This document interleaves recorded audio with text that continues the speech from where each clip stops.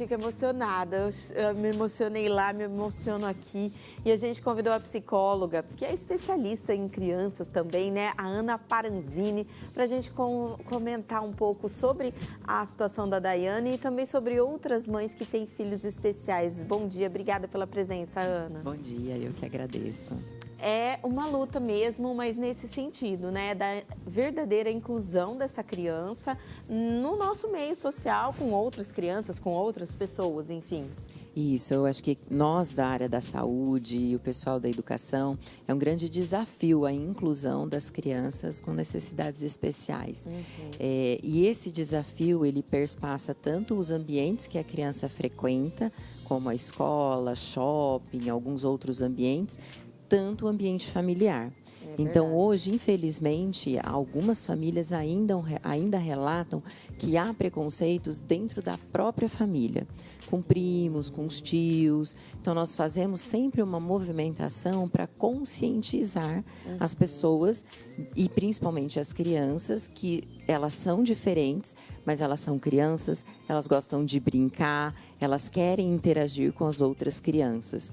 Se a gente pensar, as crianças, elas não têm preconceito. Exatamente. Elas não nascem preconceituosas. Exatamente. Mas isso vai se criando à medida que ela está num ambiente que vai passando informações para ela de que aquela criança é diferente e que tem que se afastar. E a nossa grande luta é o oposto, ao contrário, né? E a gente percebe também, no caso do ambiente escolar, né, que esses alunos, eles precisam de uma professora específica, aquela de apoio que fica exclusivamente com ela.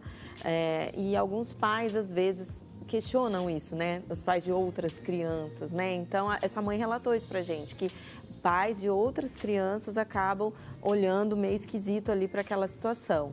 Isso, a gente já escutou vários relatos de crianças que têm dificuldades, em que às vezes os pais falam, não brinca com aquele amiguinho não, porque ele bate. Então, assim, a criança vai criando, as outras crianças vão criando esse contexto de afastamento. Todas as crianças com necessidades especiais, elas têm, por lei, o direito de ter um profissional que acompanhe. Hoje, por exemplo, no município, o município oferece professor de apoio. Legal. A criança, dentro da dificuldade dela, que pode ser acadêmica ou comportamental, ela tem direito de ser acompanhada por um profissional exclusivo ou um para cada duas crianças, para orientar e fazer com que ela interaja com as outras crianças. Então, sempre quando a gente acompanha, o objetivo é a integração dessa criança no contexto social, acadêmico.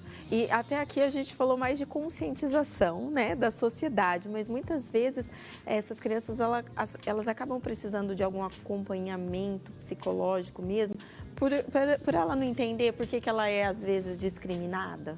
Sim, é importante esse acompanhamento psicoterapêutico, psicológico, acadêmico. Muitas crianças precisam de fono, terapeuta ocupacional, psicopedagoga. A gente vai trabalhando muito a realidade da própria criança, para ela entender, sempre de um contexto em que todos nós somos diferentes, mas cada um tem as suas qualidades. E a gente sempre, o nosso objetivo é potencializar as qualidades de toda criança, que a gente vai fazer um investimento em psicoterapia, em acompanhamento. E no caso da Daiane, né, que é uma mãe que a gente sente o amor dela por esses filhos e esse cuidado que ela tem com o Miguel. Inclusive, ela contou lá depois da matéria que o Miguel foi declarado morto quando ele estava em Curitiba, passou 40 minutos, já estava com atestado de óbito, de repente a criança voltou à vida e ela comemorou, ainda bem, graças a Deus, mas isso também fortalece a criança de saber, né, a minha mãe me defende, me protege,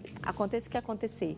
Com certeza, eu acho que esse apoio que as crianças enfrentam, né, que elas têm da família e pelo menos de uma pessoa que seja referência para ela, isso vai fazer com que ela se torne uma criança mais forte, para ela entender todo o processo, entender quem é ela, se identificar e encontrar muitas vezes um propósito nisso para ampliar.